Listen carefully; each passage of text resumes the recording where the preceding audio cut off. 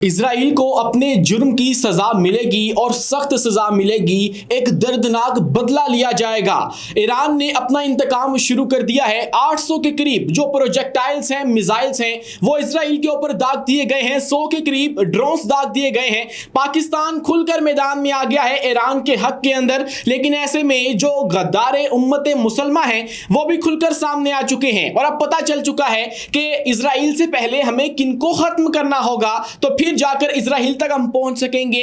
वो मुस्लिम मुमालिक जो कि इजराइल का एज अ बॉडीगार्ड जो रखवाली है, जो उसकी हिफाजत है, वो कर रहे हैं। आज की वीडियो में आपको बताएंगे। और साथ ही साथ दोस्तों, नेतन्याहू इस वक्त अपने मुल्क से फरार हो चुका है। अपने प्राइवेट तैयारे में बैठकर वो इस इंतकाम से डर कर भाग चुका है। नामालूम जगह पर उसको शिफ्ट किया जा चुका है क्योंकि अब उसकी बारी है। क्योंकि उसने जो ईरान है उसके आला अफसरान को, उनके जो सुप्रीम लीडर हैं, उनको अटैक करने की कोशिश की है। उनके जो पासदारान इनकलाब हैं उनके चीफ को शहीद किया है, उनके आर्मी चीफ को शहीद किया है। तो अब उसको टारगेट किए जाने का खदशा था, इसीलिए अब वो अपना मुल्क छोड़ के फरार हो चुका है। इजराइल के अंदर इस वक्त अफरा तफरी का माहौल है और अवाम के लिए जो जेरे जमीन पनाहगाहें हैं, बंकर्स इन्होंने बना रखे हैं, वो खोल दिए गए हैं। और जेरे जमीन उनके इलाज की जो सहूलतें हैं, उनके अंदर भी जो अस्पताल बनाए गए थे, हाई अलर्ट जारी कर दिया गया है। इमरजेंसी नाफिज कर दी गई है कि किसी भी वक्त कुछ भी हो सकता है, क्योंकि ये मिडल ईस्ट का जो खित्ता है ये अब एक तिनके की दूरी से है तबाही के, और किसी भी वक्त एक ऐसी जंग छिड़ सकती है कि जो कि इस पूरे खित्ते को अपने लपेट में ले लेगी। आग फैल जाएगी इस पूरे खित्ते में, क्योंकि तमाम तर मुमालिक अपने जो जंगी तैयारे हैं वो हवा में उड़ा चुके हैं। फजा के अंदर जो अपने तैयारे हैं उनको उड़ा दिया गया है और मकसद ये है कि ईरान को रोका जाए, क्योंकि अब ईरान इस वक्त जो करने वाला है वो इतना दर्दनाक होगा जिसकी तैयारी अभी ईरान कर रहा है। अभी ये जो 100 ड्रोन्स भेजे गए हैं या 800 प्रोजेक्टाइल्स भेजे गए हैं, ये महज अगले दुश्मन को बिजी रखने की एक कोशिश थी, लेकिन अभी जो हतमी बदला है वो लिया जाएगा और उसके लिए ट्रू प्रॉमिस 3 का आगाज कर दिया गया है। सच्चा वादा जो उसके तीसरी किस्त है उसका आगाज कर दिया गया है। इजराइल का जो राइजिंग लाइन, उभरते हुए शेर के नाम से ऑपरेशन जुम्मे के रोज किया गया और उसके नतीजे में ईरान के तकरीबन 20 के करीब जो कमांडर्स हैं वो शहीद हो चुके हैं। उसके अंदर न्यूक्लियर साइंटिस्ट शामिल हैं, उसके अंदर जो उनके आला अफसरान हैं वो शामिल हैं। उसके बदले में अब ईरान ने कुछ तो करना है और उन्होंने अभी जो ड्रोन्स भेजे हैं वो कोई हतमी हमला नहीं है। आप बिल्कुल ये मत समझिए कि ईरान ने अपना जो बदला है वो ले लिया है। अभी ये पहली किस्त है, लेकिन इसी के साथ जो दूसरी तरफ मामलात हैं वो भी बिगड़ चुके हैं और इजराइल ने एक बार फिर से जो ईरान है उसको निशाना बना दिया। एक तो रात गए हमला किया गया ईरान पे, लेकिन अभी जो ताजा तरीन मालूमात है उसके मुताबिक भी अब ईरान को निशाना बनाया गया है। और शिराज के अंदर जो शहर है वहां पे उनकी जो तंसीबात थी, जोहरी तंसीबात थी, उनको निशाना बनाया गया। जहां पे बैलिस्टिक मिसाइल्स तैयार किए जा रहे थे उनको जो है वो निशाना बनाया गया है। इसके अलावा इस्फहान के अंदर जो उनकी न्यूक्लियर बेसिस थी उनको टारगेट किया गया और इसी तरह दीगर जो उनके मुकामात थे जहां पर जो इजराइल है उसको लगता था कि ये तमाम तर कार्रवाई हो सकती है, हो रही है, और जहां पे यूरेनियम को अफजुर्दा किया जा रहा है वहां पे चुन चुन कर टारगेट किया गया है। लेकिन अब जो बिल्ली है वो भी थैले से बाहर आ चुकी है। हमने आपको बार बार बताया था, ये जो ट्रंप बार बार कह रहा है कि ये इजराइल कर रहा है, अपने ऊपर कर रहा है, अपने ताई कर रहा है, ये सिर्फ इजराइल नहीं है, इसके पीछे अमेरिका की सपोर्ट मौजूद है। और अब ट्रंप ने हालिया एक ट्वीट किया है जिसके अंदर उसने अलल ऐलान इस बात को कह दिया है कि हमने तो पहले ही ईरान को कहा था कि हमारी बात मान लो, डील हमारे साथ कर लो, लेकिन उन्होंने डील नहीं की। यहां पे मैं आपको ये याद दिलाता चलूं कि ये जो डील वाली बात हो रही है इसका जो छठा मरहला है वो इतवार के रोज, आने वाले जो कमिंग इतवार था तब होना था मस्कत के अंदर। और शायद ये तमाम तर जो कार्रवाई की गई है ये इसीलिए की गई है ताकि ईरान को फोर्स किया जा सके कि वो मुज़ाकरात के ऊपर एग्री हो जाए, मान जाए और अपना ये जो न्यूक्लियर ताकत बनने का इरादा है उसको तर्क कर दे। क्योंकि मिडल ईस्ट के अंदर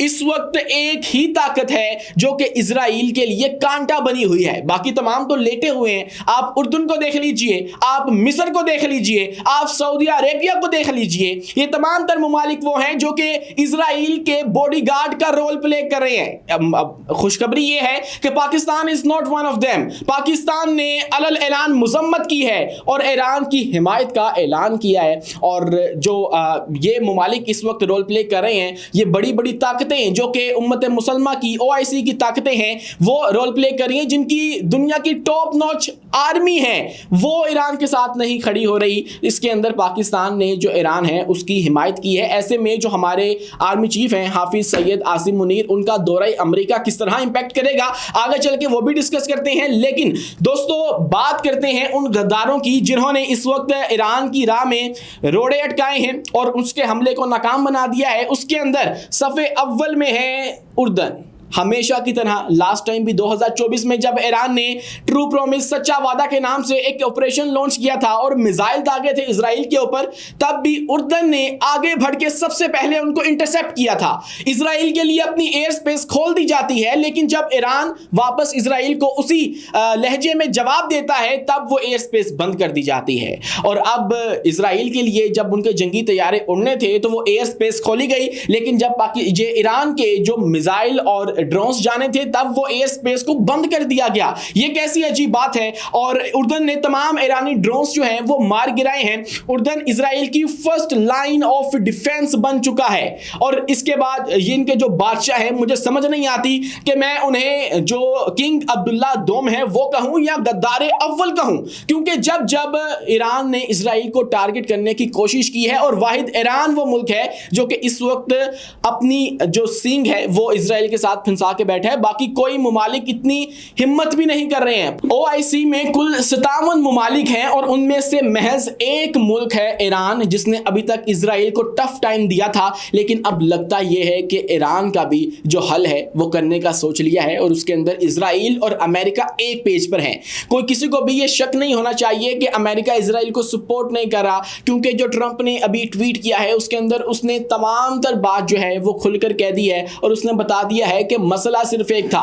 मसला ये था कि ईरान हमारे साथ जो डील है वो नहीं कर रहा था, और अब अगर वो डील कर लेता है तो फिर हम उसे छोड़ देंगे, अदरवाइज हम उसका जो कुछ ना कुछ नतीजा है वो निकाल कर बैठेंगे। और ये धमकी भी सबसे पहले डोनाल्ड ट्रंप ने ईरान को लगाई थी कि अगर आप लोगों ने हमारी बात ना मानी तो हम आप लोगों के ऊपर बमबारी करेंगे, और अब वो कर दी गई है। तो आप यूं ना समझिए कि ये जो इजराइल है वो अकेला है, दुनिया में अकेला है और उसको सपोर्ट करने वाला कोई नहीं है। इसके अंदर जो अमेरिका है वो बराबर का शरीक है। ये महज एक डिप्लोमेटिक मूव था कि इजराइल ने अपने ताईं ये सब कुछ किया है। अगर इजराइल ने अपनी ताईं सब कुछ किया होता तो अब जब ईरान ने वापस जवाब देना है तो तब अमेरिका क्यों ये कह रहे हैं कि हम लोग इजराइल का दिफा करेंगे। अब फिर जब इजराइल ने खुद किया है तो उसको दिफा भी अपना खुद करने दें, आप लोग क्यों आगे आते हैं। तो ये बात अब भूल जाइए कि इजराइल अपने जो है वो आपके ऊपर सब कुछ ये कर रहा है, ऐसा बिल्कुल भी नहीं है। दोस्तों अब जो है वो नुकसान ज्यादा हो चुका है। नेतन्याहू नामालूम मकाम के ऊपर जो है वो गायब हो चुका है अपने तैयारे के अंदर बैठकर, और ये भी इजरायली मीडिया ने रिपोर्ट किया है। और 20 के करीब जो ईरानी कमांडर हैं वो शहीद हो चुके हैं। और इसी के साथ ताज़ा तरीन एक और हमला किया गया है, क्योंकि जब ये रात को राइजिंग लाइन के नाम से इजराइल ने एक ऑपरेशन लॉन्च किया और उसके बाद आके नेतन्याहू ने प्रेस टॉक की, तो उसके अंदर उसने कहा था कि ये पहला मरहला है, इसके बाद हम तब तक हमला करेंगे जब तक ये तमाम तर कार्रवाई हो नहीं जाती है, और जब तक हम लोग इनका जो न्यूक्लियर हथियार बनाने का मंसूबा है उसको बिल्कुल भी खत्म नहीं कर देते हैं, तब तक हम लोग हमला करते रहेंगे। और अब एक और हमला जो है वो बताया जा रहा है कि अभी अभी कुछ देर पहले जो है वो हुआ है, और उसके नतीजे में इनका जो तमरेज शहर है उसको निशाना बनाया गया है, और उसके बाद जो शिराज है वहां पे कुछ जोहरी तंसीबात को निशाना बनाया गया है, जहां पे बैलिस्टिक मिसाइल्स की तैयारी जो है वो की जा रही थी। दोस्तों इसके अलावा अगर हम बात करें कि ये तमाम तर कार्रवाई की किस तरह गई है, तो इसके अंदर महज कोई जंगी तैयारे इन्वॉल्व नहीं थे। अभी तक आपने सुना होगा कि इजराइल ने कुछ फाइटर जेट्स हवा में उड़ाए और उसके जरिए जो ईरान है उसकी जोहरी तंसीबात को निशाना बनाया। ये बात ठीक है कि उन्होंने फाइटर जेट्स वार प्लेन्स के जरिए तमाम तर कार्रवाई की है, जिसके अंदर अमेरिकी साख्ता F-35 भी शामिल थे, लेकिन इसके अंदर जो मेजर रोल प्ले किया है वो मोसाद के जासूसों ने किया है। वो ईरान के अंदर मौजूद थे और उनके कुछ मनाजिर भी इस वक्त मुबैना तौर पर सामने आ चुके हैं, जो कि ईरान के अंदर ऑपरेट कर रहे थे। उन्होंने अंदर घुस के जो सरफेस टू एयर मिसाइल्स हैं उनका इस्तेमाल किया और जो ईरान का एयर डिफेंस सिस्टम है उसको नाकस बनाया। और उसके बाद ये जब एयर डिफेंस सिस्टम खत्म हो गया तो उसके बाद फिर वो जो वार प्लेन्स हैं उन्होंने अपना काम किया और उन्होंने टारगेट किया मिसाइल्स के जरिए। ये तमाम जो स्ट्राइक्स हैं वो की गई हैं और कुल 300 से जायद जो स्ट्राइक्स हैं वो बताई जा रही हैं जो कि इजराइल की जानिब से की गई हैं। अभी ईरान का जवाब आना बाकी है। आप ये याद रखिए कि आयतुल्लाह खामनाई सुप्रीम लीडर जो हैं वो इस बात का ऐलान कर चुके हैं कि जो इजराइल है उसको अपने किए की सजा मिलेगी। उसने जो जुर्म किया है, उसने जो गलती की है, इसका एक दर्दनाक भयानक इंजाम होगा। और आयतुल्लाह खामनाई की ये बात कह देना मतलब कि एक फतवा है और उसके ऊपर अमल दरामद किया जाएगा और हत्तुल इम्कान कोशिश की जाएगी कि ये कर दिया जाए। और जो ईरान है उसका कहीं ना कहीं जाकर मकसद भी यही है कि इजराइल को ख़त्म कर दिया जाए, अल कुद्स को बचा लिया जाए, मस्जिद अक्सा की हिफाजत की जाए। तो अब लगता यह है कि मामला जो है वो बिगड़ जाएंगे, लेकिन इसके अंदर जो पाकिस्तान है उसका रोल अभी तक का खुशाइंद है। पाकिस्तान ने जो ईरान है उसके ऊपर हमले की मजम्मत की है, जो कि बहुत सारे मुमालिक, बड़ी बड़ी जो कुव्वतें हैं वो नहीं कर सकी हैं, जिनके अंदर उर्दन शामिल है, जिनके अंदर मिस्र शामिल है। चलो आप ये कह लीजिए कि उर्दन तो कठपुतली है, मुस्लिम मुल्क है, लेकिन इजराइल की कठपुतली है। अगर वो इसकी बात नहीं मानेगा तो साथ ही है इजराइल के, वो किसी भी वक्त उनको इन्वेड करके कब्जा कर लेंगे। लेकिन मिस्र के बारे में आप क्या कहेंगे? मिस्र के पास दुनिया की ताकतवर तरीन आर्मी है, उसके बारे में आप क्या कहेंगे? वहां पे तो एक फौजी सरबराह भी जो है वो हुकूमत कर रहा है और वो एक यूं समझ लीजिए कि डिफेंस स्टेट है। तो उसके बारे में आपका क्या ख्याल है? उसने भी जो ईरान के ड्रोन्स हैं उनको इंटरसेप्ट किया है और अपनी फ़ज़ा के अंदर उनको मारा गया है। सऊदी अरब की जानिब से भी यही रिपोर्ट है कि उन्होंने भी ईरानी जो ड्रोन्स हैं उनको इंटरसेप्ट किया है। तो ऐसे में ईरान अकेला क्या करे? ईरान का मुकाबला सिर्फ इजराइल से नहीं है, उसकी राह में आपके जो मुस्लिम दूसरे मुमालिक हैं वो भी रुकावट बने हुए हैं। वो इजराइल के as a bodyguard role play कर रहे हैं। तो फिर ईरान करे तो करे क्या? आपको भी सोचने की जरूरत है। पाकिस्तान इसके अंदर जो है वो एक अच्छा किरदार अदा करने की कोशिश कर रहा है। जब हालिया मामला हुए पाकिस्तान के और भारत के, तो उसके अंदर ईरान के जो सफीर थे उन्होंने मोदी को कन्विंस करने की कोशिश की कि आप पाकिस्तान के ऊपर अटैक मत करें, आप जो तहकीकात है पहलगाम वाक़े की वो करें। तो ऐसे में पाकिस्तान का ये फर्ज बनता है कि हम लोग भी ईरान की इस मुश्किल वक्त में हिमायत करें, उनका साथ दें और उनके साथ शाना बशाना खड़े हों। और ऐसे में फिर जो हमारे फील्ड मार्शल हैं उनको अमेरिका में इन्वाइट किया गया है, खसूसी दावत दी गई है। तो वहाँ पे उनका जो दौरा है वो बहुत ज़्यादा इंपॉर्टेंट है। ये इस तरह से भी मानी खेज है कि हो सकता है कि जो फील्ड मार्शल हैं उनको इसलिए यूएस में बुलाया गया हो ताकि उनको पता था चूंकि ट्रंप को कि यहाँ पीछे ये वाला काम होने वाला है और यहाँ पे ये वाली कार्रवाई होने वाली है, तो पाकिस्तान कहीं ईरान के साथ कोई इत्तेहाद ना बना ले। और अगर पाकिस्तान जो ईरान है उसके साथ खड़ा हो गया तो आप सोचिए कि ईरान को ये बात डिक्लेयर करने की ज़रूरत भी नहीं है कि उनके पास न्यूक्लियर वेपन है, क्योंकि पाकिस्तान का तो सबको पता है। और इसीलिए पाकिस्तान के ऊपर कोई इस तरह की जारहियत करने की हिम्मत नहीं करता।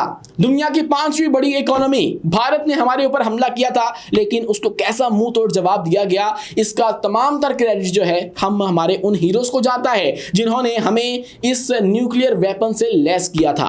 और आज ईरान का आप हाल देख लीजिए, जिनके पास इतनी ताकत नहीं होती है तो फिर दुनिया उनके लिए अमन को चूज नहीं करती है, उनके लिए अमन भी मुश्किल हो जाता है। तो ये सूरत हाल इस वक्त बन चुकी है। ऐसे में जो हमारे फील्ड मार्शल हैं हाफिज सैयद आसिम मुनीर, उनको यूएस में इनवाइट किया गया और जब वहाँ पे इनवाइट किया गया है तो वहाँ पे जो दौरा होगा वो बहुत इंपॉर्टेंट होगा। अब ये भी देखना होगा क्या हमारे जो आर्मी चीफ हैं वो ये दौरा करते भी हैं या फिर वो इसको रिजेक्ट कर देते हैं, क्योंकि ऐसी सूरत हाल में जब इस पूरे खित्ते के अंदर तमाम तर मुमालिक हाई अलर्ट के ऊपर हैं, दुबई की जो फ़ज़ाएँ हैं वो इस वक्त बहुत हाई अलर्ट के ऊपर हैं। हमारे जितने मिडल ईस्ट के मुमालिक हैं तमाम तर ने सुबह को अपने जो फाइटर जेट्स हैं वो हवा में किए हुए थे। तो इसका मतलब ये है कि इस खित्ते के अंदर इस वक्त जंग छिड़ चुकी है। तो हमें अपने मुल्क की हिफाजत करनी है, तो उसके लिए हमें अपना सिपा सलार जो है वो अपने मुल्क के अंदर चाहिए होगा।